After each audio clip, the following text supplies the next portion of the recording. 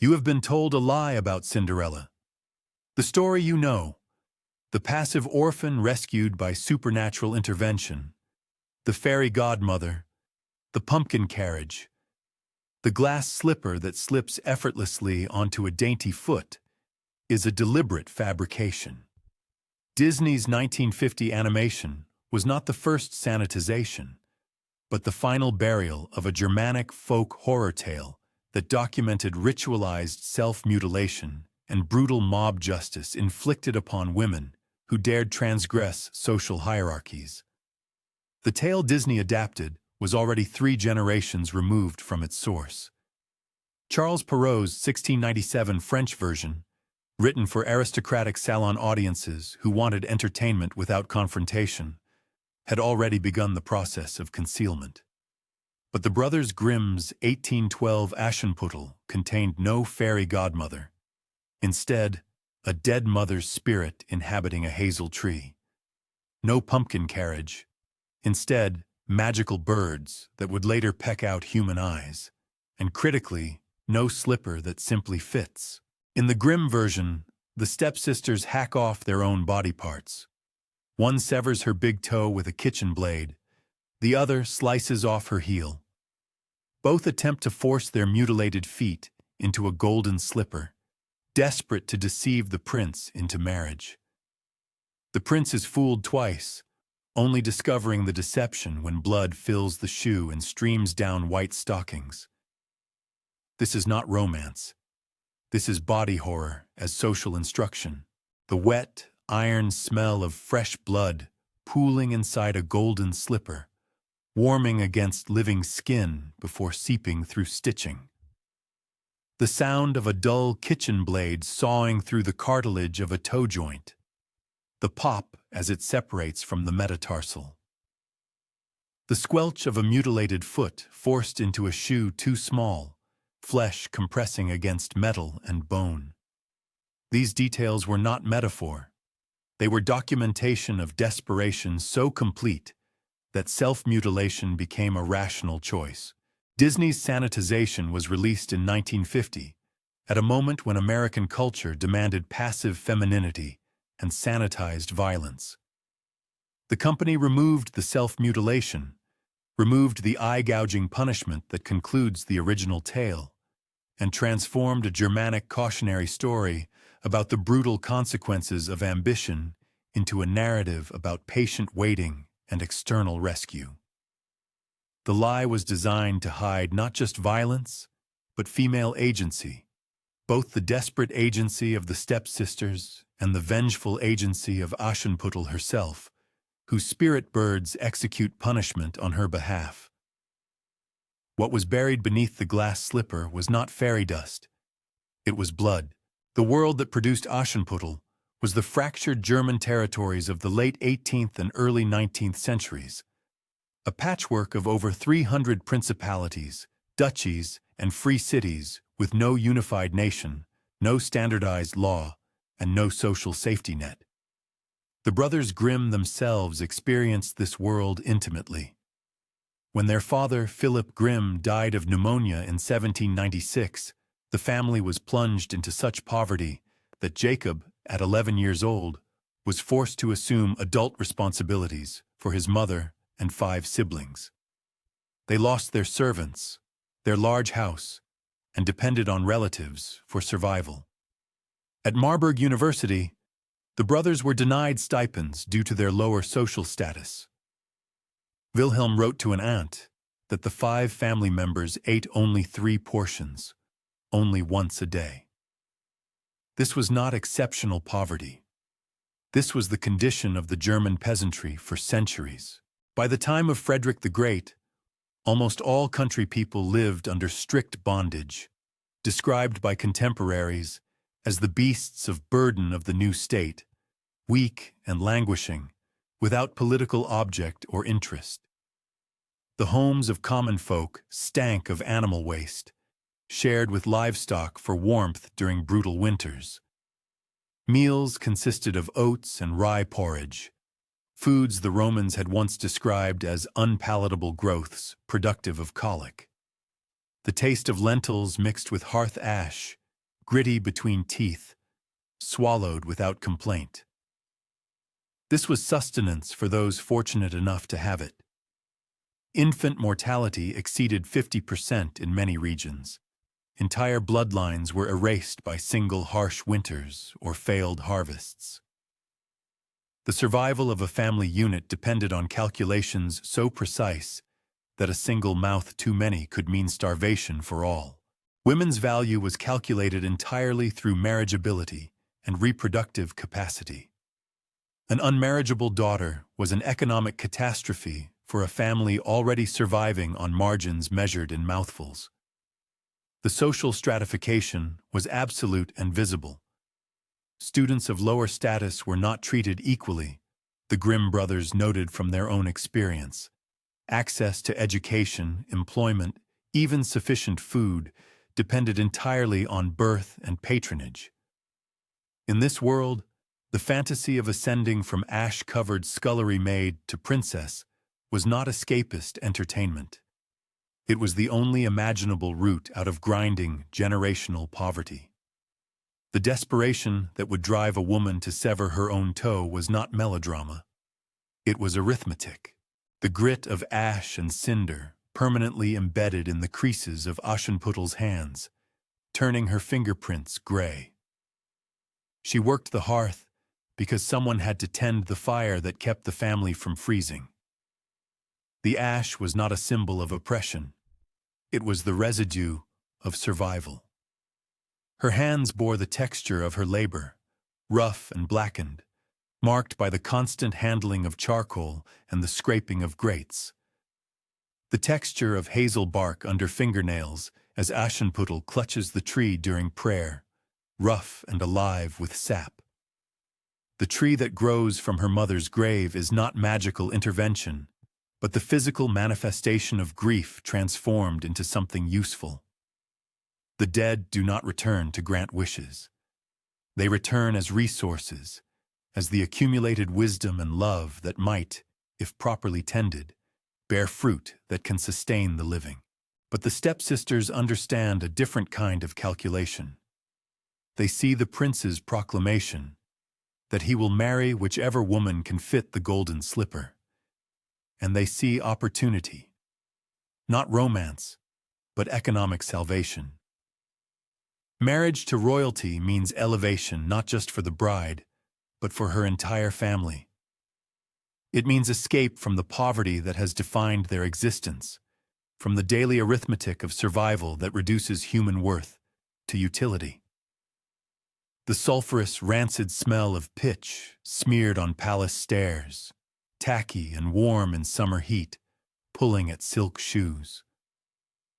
The slipper test is conducted in the palace, where even the air carries the scent of wealth and power. The stairs are treated with pitch to prevent slipping, but the substance clings to fabric, marking those who ascend with evidence of their ambition. The first stepsister approaches the test with determination that borders on frenzy. She has calculated the dimensions of the slipper against her own foot and found the mathematics wanting. But she has also calculated the cost of failure against the cost of pain, and the equation is simple. A toe can be severed. Poverty is permanent. The sound of a dull kitchen blade sawing through the cartilage of a toe joint. The pop as it separates from the metatarsal. She performs the amputation herself, in private before the test. There is no hesitation, no dramatic pause. She has made her choice with the same practical consideration she might apply to slaughtering a chicken for dinner. The blade is not sharp enough to make the cut clean, so the work is laborious, requiring pressure and patience. The wet, iron smell of fresh blood pooling inside a golden slipper, warming against living skin before seeping through stitching. When she forces her mutilated foot into the shoe, the blood provides lubrication, making the fit temporarily possible. The pain is extraordinary, but pain is familiar. Hunger is pain. Cold is pain. Poverty is pain that never ends. This pain, at least, has purpose. The prince, seeing the slipper apparently fit, accepts her as his bride. The deception works because he expects it to work. The proclamation was never about finding true love through magical shoe fitting. It was about creating a test that would allow him to choose a bride from among the available candidates, while maintaining the fiction of destiny. The slipper is simply a mechanism for selection, no different from examining teeth or testing bloodlines. But as they ride away from the house, the magical birds that nest in Aschenputtel's hazel tree begin to sing. Their song is not melodic, but factual, a forensic report delivered in verse. They announce the deception, drawing attention to the blood that has begun to seep through the stepsisters' white stockings, staining them brown and stiff. The sound of white stockings stiffening as blood dries brown and crusty against ankle, audible with each step.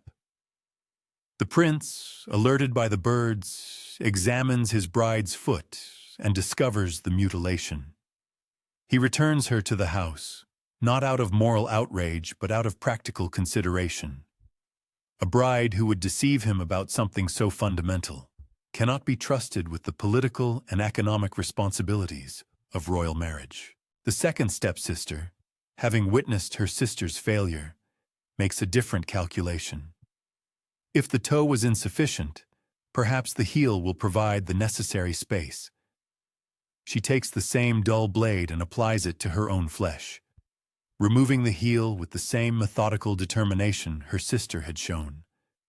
The squelch of a mutilated foot forced into a shoe too small, flesh compressing against metal and bone. The physics of the deception are more complex this time. Without a heel, the foot cannot maintain proper position in the shoe. But with sufficient force and the lubrication of fresh blood, the fit can be temporarily achieved. The pain is different, sharper, more immediate, but the calculation remains the same. Again, the prince accepts the apparent fit. Again, the birds announce the deception. Again, the blood provides evidence of the fraud. The prince returns the second stepsister to the house, his patience wearing thin, but his understanding of the stakes unchanged. The women are not evil for attempting deception. They are desperate for survival in a system that offers them no other path to security. When Aschenputtel finally approaches for the test, her foot slides into the slipper without resistance, without blood, without mutilation. This is not magic. This is the simple fact that the slipper was made for her, crafted by the birds who serve her mother's spirit and sized to reward her faithfulness to the dead. The test was never random. It was designed to select Aschenputtel specifically, to reward her loyalty and punish her stepfamily's attempts at deception. The flutter of dove wings against temple skin in the moment before the beak strikes the eye, soft, then catastrophic. At Aschenputtel's wedding, the stepsisters attempt to participate in the celebration, perhaps hoping that proximity to the new princess might provide some protection or opportunity. But the birds that had announced their deceptions now execute punishment for their crimes. The viscous, warm sensation of vitreous humor running down a cheek after an eye is punctured, mixed with tears. The birds peck out the stepsisters' eyes with surgical precision, leaving them permanently blinded. This is not random violence, but calculated justice, proportional to the deception they attempted. They sought to see themselves elevated through fraud. Now they will see nothing at all. This is the story Disney buried. Not a tale of passive waiting rewarded by external rescue, but a documentation of the brutal mathematics of survival in a world where women's worth was measured entirely by their utility to men. The stepsisters were not evil. They were desperate. Their mutilation was not madness. It was rational response to impossible circumstances. The original Aschenputtel was never about magic or romance. It was a cultural record of generational trauma, desperate survival strategies, and the violent enforcement of patriarchal order in feudal Europe. The glass slipper of Disney's imagination conceals the golden shoe filled with blood, just as the fairy tale conceals the folk horror that documented real women's real choices in a world that offered them no good options. What you have been told is Cinderella is a lie designed to hide the corpses of women who chose mutilation over starvation, who calculated that physical pain was preferable to economic death. The true story was never about waiting for rescue. It was about the price women paid for attempting to rescue themselves. The stepmother stands in the doorway, watching her eldest daughter prepare for what may be her final chance at salvation. The marriage market operates with the ruthless efficiency of a commodity exchange, and at 19, the girl is already approaching expiration. In the Germanic territories of the 18th century, a woman's value peaked between 15 and 17, declining precipitously with each passing season. The stepmother has calculated the mathematics of survival with the cold precision of an accountant tallying debts. 3 daughters, 1 modest dowry to divide, and a social position that depends entirely on advantageous marriages. The prince's ball represents the convergence of opportunity and desperation, a single evening when the rigid hierarchies of noble society temporarily soften to allow for romantic possibility. The stepmother understands what her daughters do not yet comprehend, that beauty is merely the surface manifestation of a deeper economic reality. The golden slipper is not a test of virtue or destiny. It is a measurement device, as precise as the scales used to weigh precious metals. The foot that fits will secure not just a crown, but access to resources that will determine the survival of 3 generations. The stepmother's advice to mutilate carries the weight of mathematical certainty. A severed toe heals eventually. Spinsterhood is a life sentence. She retrieves the kitchen knife, its blade worn thin from years of daily use, the steel darkened with age and repeated sharpening. The edge holds well enough for cutting vegetables and trimming meat, though it lacks the surgical precision that would minimize tissue damage. The stepmother tests the sharpness against her thumb, drawing a thin line of blood that beads and runs. Sharp enough. She hands the knife to her daughter with the same matter-of-fact gesture she might use to pass a spoon. The eldest daughter positions herself on the wooden stool, her foot extended, the golden slipper gleaming beside her. The hallux, the great toe, bears the burden of human locomotion, containing within its modest structure a complex arrangement of bones, tendons, and vascular networks that evolution has refined over millions of years. The proximal phalanx connects to the metatarsal through a joint cushioned by cartilage and lubricated by synovial fluid. 2 sesamoid bones, small and round as pearl buttons, rest beneath the metatarsal head, protecting the flexor hallucis longus tendon as it curves around the joint. The daughter places the blade at the base of her toe, where flesh meets the broader expanse of the foot. The initial pressure produces only a shallow depression in the skin, the epidermis dimpling around the metal edge. She presses harder, and the blade parts the skin with surprising ease, revealing the pale, subcutaneous fat beneath. Blood wells immediately, not yet flowing but pooling in the narrow wound like dark wine in a crystal glass. The pain arrives in waves, beginning as sharp pressure and expanding into a burning sensation that radiates through the entire foot. The daughter's breathing becomes shallow and rapid, but she continues to work the blade deeper, sawing through the dense connective tissue that binds the toe to the foot. The flexor hallucis brevis muscle, responsible for curling the toe downward, parts with a wet, tearing sound. Blood begins to flow more freely now, running in warm streams across the pale skin of her foot.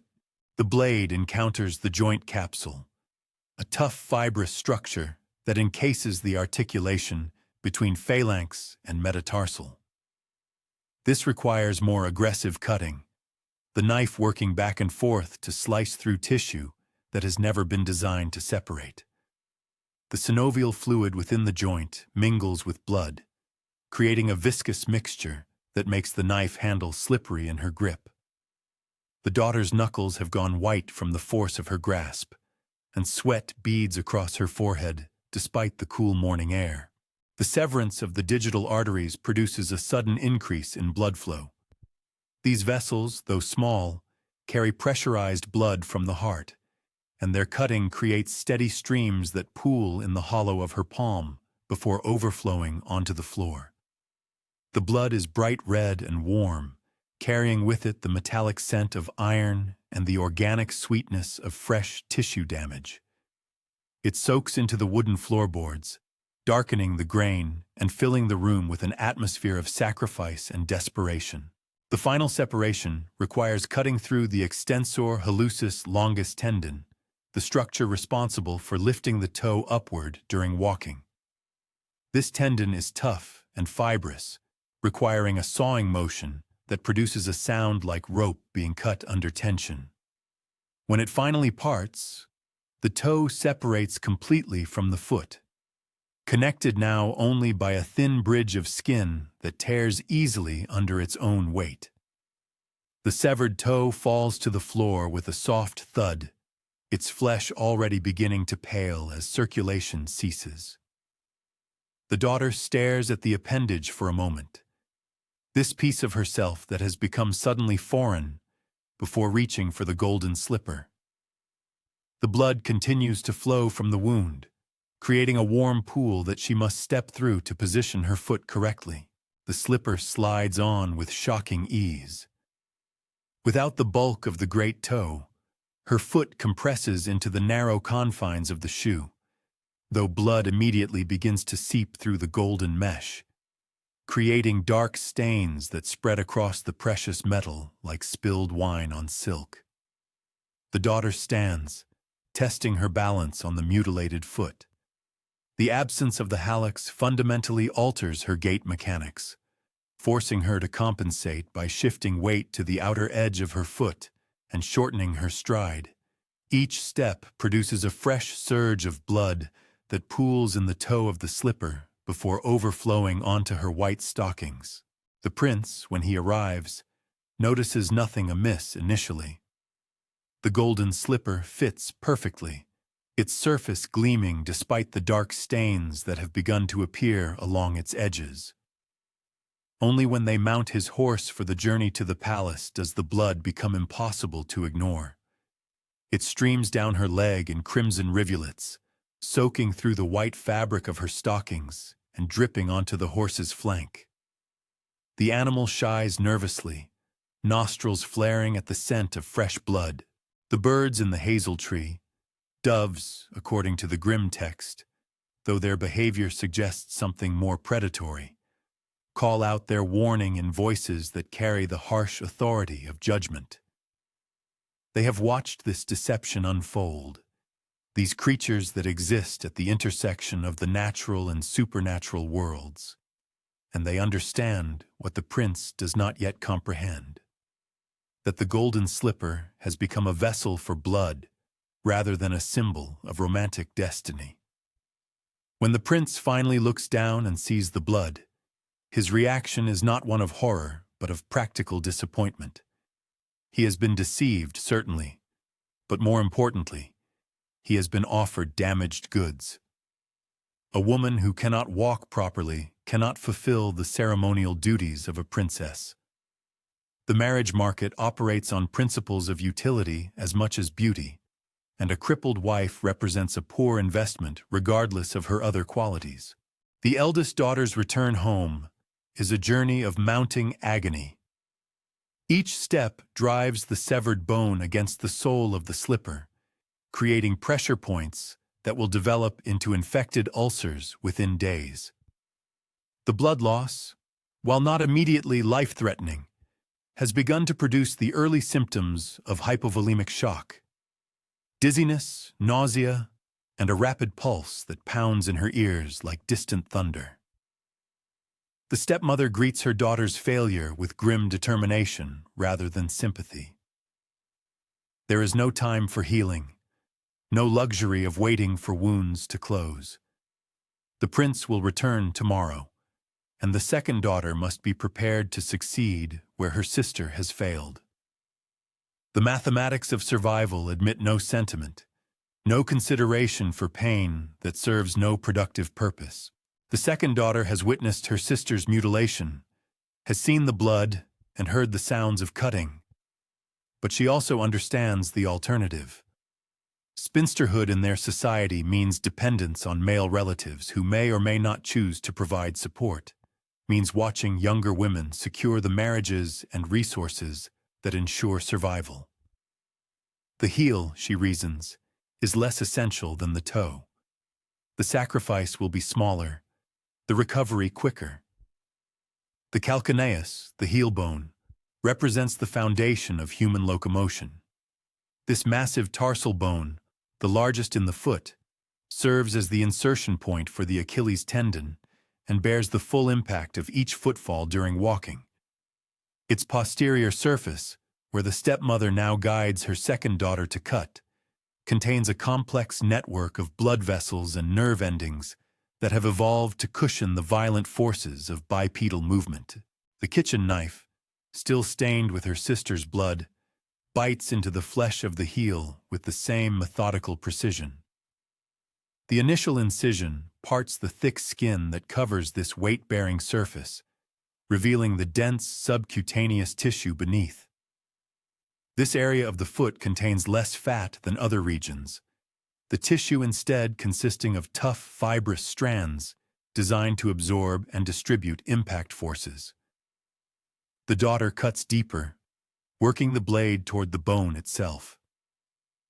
The posterior tibial artery, which supplies blood to the heel, lies deeper than the digital vessels her sister severed. But when the blade finally reaches it, the bleeding is more profuse. This artery carries a larger volume of blood under greater pressure, and its severance produces streams that spatter against the wall and pool rapidly on the floor. The pain of heel mutilation differs qualitatively from toe amputation. The heel contains a dense concentration of nerve endings, including branches of the tibial nerve, that transmit sensory information about ground contact and balance. Cutting through these structures produces not just sharp pain, but a deep, nauseating ache that radiates up the leg and into the lower back. The daughter vomits twice during the cutting, her body's autonomic response to trauma overwhelming her conscious determination. The bone itself, when finally exposed, appears as a pale, blood-streaked surface that gleams wetly in the lamplight. The periosteum, the thin membrane that covers bone, tears away in ragged strips, exposing the cancellous bone beneath. This spongy interior tissue, normally protected by layers of muscle and skin, begins to bleed from thousands of tiny vessels, creating a steady seepage that mingles with the arterial flow from the severed vessels. The second daughter removes a section of heel approximately 2 inches in diameter and half an inch deep, carving away bone and tissue until her foot can compress sufficiently to fit within the golden slipper. The removed flesh falls to the floor in chunks, some pieces still connected by stubborn tendons that require additional cutting to separate completely. The golden slipper, when she finally forces her mutilated foot inside, fills immediately with blood and tissue fluid. The compression of the wound against the rigid interior of the shoe creates pressure that temporarily slows the bleeding, but also drives bone fragments and debris deeper into the damaged tissue. The pain is extraordinary, a combination of sharp cutting sensations and deep pressure that makes her vision blur and her hands shake uncontrollably. Standing becomes an exercise in controlled agony. The heel strike, normally the first and most forceful contact point in human gait, now sends shock waves of pain through her entire skeletal system. She must walk on her toes and the ball of her foot, an unnatural posture that places enormous strain on her calf muscles and Achilles tendon. Blood seeps steadily from the slipper, creating a trail of crimson droplets that mark her passage through the house. The prince's arrival finds her positioned carefully in a chair, her bloodied foot concealed beneath her skirts until the moment of testing. The golden slipper slides on with the same deceptive ease that marked her sister's deception, though the blood begins to seep through the mesh almost immediately. The prince, perhaps more observant after his previous experience, notices the dark stains more quickly this time, but the fit appears perfect, and he has been instructed to trust the slipper's judgment above all other evidence. The journey to the palace becomes a nightmare of mounting agony. Each movement of the horse sends jolts of pain through her mutilated heel, and the blood loss begins to produce more serious symptoms: pale skin, rapid breathing, and a thready pulse that speaks of cardiovascular compromise. The white stockings, initially pristine, become sodden with blood that has turned brown and sticky as it dries, creating a crackling sound with each movement. The birds deliver their verdict with the same harsh authority they showed before, their voices cutting through the morning air like knives through flesh. The prince's discovery of the deception carries with it a note of weary resignation. He has been offered damaged goods twice now, women whose bodies have been deliberately broken in service of a lie. The marriage market has revealed its true nature, a system that transforms human beings into commodities, where mothers become willing to destroy their daughters' bodies in pursuit of economic survival. Both daughters return home as invalids, their feet ruined, their marriageability destroyed by the very mutilations intended to secure it. The infections that follow are inevitable without antiseptic technique or antibiotic intervention. Within days, the wounds begin to suppurate, producing thick yellow pus that carries the sweet, nauseating odor of bacterial decay. The surrounding tissue becomes inflamed and hot to the touch, red streaks extending up their legs as the infection spreads through their lymphatic systems. Osteomyelitis, infection of the bone itself, develops within a week. The exposed bone tissue, contaminated by the dirty blade and the unsanitary conditions of the cutting, becomes a breeding ground for bacteria that produce toxins capable of destroying healthy tissue. The pain becomes constant and throbbing, resistant to any remedy available in their era. Sleep becomes impossible except in brief, exhausted intervals between waves of agony. The stepmother watches her daughter's decline with the stoic resignation of someone who has gambled everything and lost. The marriage market has extracted its price, transforming her attempts at economic salvation into a medical catastrophe that threatens not just their social standing, but their very lives. The system that promised security in exchange for sacrifice has revealed itself as a mechanism for the destruction of women's bodies, a machine that consumes female flesh in service of male inheritance patterns. The true horror of Aschenputtel lies not in the supernatural elements, the talking birds, the magical transformations, but in the mundane reality of a society that makes such sacrifices seem rational. The stepmother's love for her daughters expresses itself through mutilation, because the culture provides no other tools for ensuring their survival.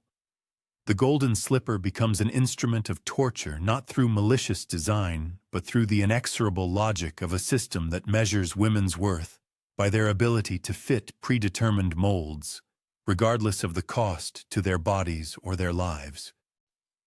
The clock struck 6 on the morning of November 15th, 1812, in the town of Kassel. Wilhelm Grimm sat at his oak desk on Wilhelmshöherstrasse, dipping his quill into ink that had grown thick in the autumn cold. Before him lay the manuscript pages of what would become the first edition of Kinder- und Hausmärchen. The story of Aschenputtel was nearly complete, but Wilhelm paused at the final scene. His hand hovered over the paper as he considered the ending the storytellers had given him. The stepsisters attending the wedding, the doves descending, the systematic removal of eyes. He wrote it exactly as he had heard it told in the taverns and kitchens of Hesse. The blood was real. The blindness was permanent. The justice was absolute. 7 years later, in 1819, Wilhelm would return to this same desk, to this same story, with different intentions. By then, the Brothers Grimm had achieved literary recognition. Their collection was being read not just by scholars of folklore, but by families, by mothers to children, by tutors to young ladies of refinement. The market demanded modification. Wilhelm took up his pen and added 17 words to the conclusion. And thus, for their wickedness and falsehood, they were punished with blindness for the rest of their lives. The addition was not expansion, but explanation, a moral framework imposed upon an amoral universe. The original tale had offered no justification for the violence. It simply was. The revision insisted that suffering required reason, that brutality demanded ethical foundation. Wilhelm was beginning the long work of lying to children. But let us reconstruct that first morning more precisely. Dawn came at 6:47 on November 15th. The Grimm household on Wilhelmshoher Strasse would have been stirring. Servants lighting fires, preparing the morning meal, sweeping the previous day's ash from the hearths. Wilhelm, always an early riser, would have been at his desk by 7, working by candlelight until the sun provided sufficient illumination. The manuscript of Aschenputtel lay open to page 43. The story was nearly complete, but the ending troubled him. Not because it was violent. Violence was commonplace in the oral traditions he collected. But because this particular violence felt ceremonial, ritualistic, connected to something older than Christian morality. The stepsisters' mutilation was not random brutality. It followed the precise logic of Germanic justice, the punishment that mirrors the crime. They had attempted to deceive through their feet, so their feet were destroyed. They had attempted to profit through their sight, so their sight was taken. The symmetry was ancient, pre-legal, rooted in the kind of cosmic balance that governed blood feuds and tribal retribution. Wilhelm understood this as he wrote. He was not recording a children's story, but preserving the remnants of a judicial system that predated courts and judges and the presumption of innocence. By noon on that November day, Wilhelm had completed the tale. The ink dried on the page as he moved to the next story in the collection. Aschenputtel was finished, preserved exactly as the storytellers of Kassel had delivered it. The hazel tree grew from the mother's grave. The doves served as agents of supernatural justice. The stepsisters bled and were blinded. The prince claimed his bride through recognition rather than romance.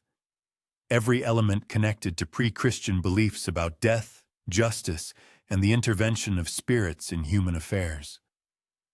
The story was complete, honest, and terrible. But completion is never permanent. Stories live in the tension between preservation and adaptation, between what was said and what can be heard, between truth and tolerance. The 1812 edition of Aschenputtel would be read, criticized, revised, and ultimately transformed beyond recognition. Each revision would remove another element of authentic brutality. Each sanitization would distance readers further from the original understanding that justice is not gentle, that survival requires terrible choices, that the dead do not forgive. The afternoon of November 15, 1812, marked the beginning of a 2-century process of editorial violence against the text itself. Publishers would demand modifications, translators would soften language, adapters would eliminate uncomfortable elements. The hazel tree would become a fairy godmother. The golden slippers would become glass. The self-mutilation would disappear entirely. The blinding would be forgotten. What remained would be a story about patience rewarded and virtue recognized. A complete inversion of the original tale's understanding that the world operates according to brutal logic and supernatural intervention. The sun set at 4:32 that November evening. Wilhelm Grimm closed the manuscript and prepared for dinner. He had no way of knowing that he had just completed one of the last honest recordings of a story that would become the most sanitized fairy tale in human history. The Aschenputtel he had written would survive in academic editions and scholarly footnotes, but it would never again reach the popular imagination. The culture was already moving toward protection, toward the belief that children should be shielded from knowledge of what adults are capable of doing to each other and to themselves. But the original tale knew better. It understood that stepmothers are not uniquely evil, but economically desperate. It acknowledged that mothers will advise daughters to mutilate themselves if survival depends upon fitting the golden slipper. It recognized that society will blind transgressors rather than rehabilitate them, that justice is often indistinguishable from vengeance, that the dead do not rest peacefully, but watch and wait and eventually collect what they are owed.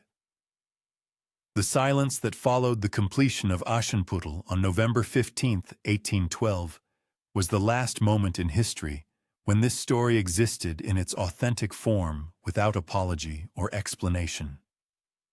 Wilhelm Grimm set down his pen and walked away from the desk, leaving behind a document that would be systematically destroyed by every subsequent generation's inability to confront its own capacity for brutality. We sanitize our stories because we cannot bear to look at what we truly are. The transformation of Aschenputtel into Cinderella across 2 centuries of editorial intervention represents humanity's desperate need to believe that justice is gentle, that virtue is rewarded without violence, that the arc of the universe bends toward kindness rather than vengeance. But the original tale understood that desperate people do desperate things, that bodies become currency in systems of scarcity, that punishment is often permanent and public. Every child who grows up on the sanitized version must eventually learn that the world operates according to the logic of the original, that stepmothers are rational actors in unjust systems, that princes seek political advantage rather than true love, that slippers fit multiple feet and the choice of bride has nothing to do with destiny. The Disney version prepares viewers for a world that does not exist. The Grimm version prepared listeners for the world that does. The horror was honest. The fantasy is a lie we tell because the truth, that we are all capable of cutting off our own toes if the slipper is golden enough, is unbearable. We bury the violence in our stories for the same reason we bury our dead, because looking at them too long reminds us what we will become. The clock that struck 6 on the morning of November 15th, 1812, continues ticking. The manuscript Wilhelm Grimm completed that day still exists in archives, still contains the blood and blindness and brutal justice he recorded. But we have built a wall of sanitized adaptations between ourselves and that original document. We tell ourselves we are protecting children, but we are protecting ourselves from the knowledge that every fairy tale ending requires someone to pay the price, that every glass slipper was once golden and stained with blood, that every happily ever after is built upon the bones of those who reached too far and were cut down to size. The stepsisters' blindness was not punishment for wickedness. It was the inevitable consequence of living in a world where survival requires deception, where economic desperation drives people to mutilate themselves and their children, where justice is administered by birds and trees and the unquiet dead. The original story did not judge this system. It simply acknowledged its existence. We have spent 2 centuries trying to forget what Wilhelm Grimm wrote down that November morning. But the truth persists in the margins of our consciousness. Every time we tell a child that good things happen to good people, we are lying. Every time we promise that patience will be rewarded and virtue recognized, we are preparing them for disappointment. The world operates according to the logic of Aschenputtel, brutal, supernatural, indifferent to human concepts of fairness. The silence that follows this recognition is the same silence that filled Wilhelm Grimm's study on November 15, 1812, when he set down his pen and walked away from the completed manuscript. It is the silence of truth acknowledged and immediately buried. It is the silence of a species that cannot bear to look directly at its own reflection. We are the stepsisters, cutting off pieces of ourselves to fit into golden slippers that were never meant for us. We are the stepmother, advising our children to mutilate themselves rather than accept their station. We are the father, looking away while violence is done in our household. We are the prince, choosing brides based on the fit of expensive shoes rather than the content of character. And we are Aschenputtel, sitting in the ashes of our mother's love, waiting for birds to bring us justice that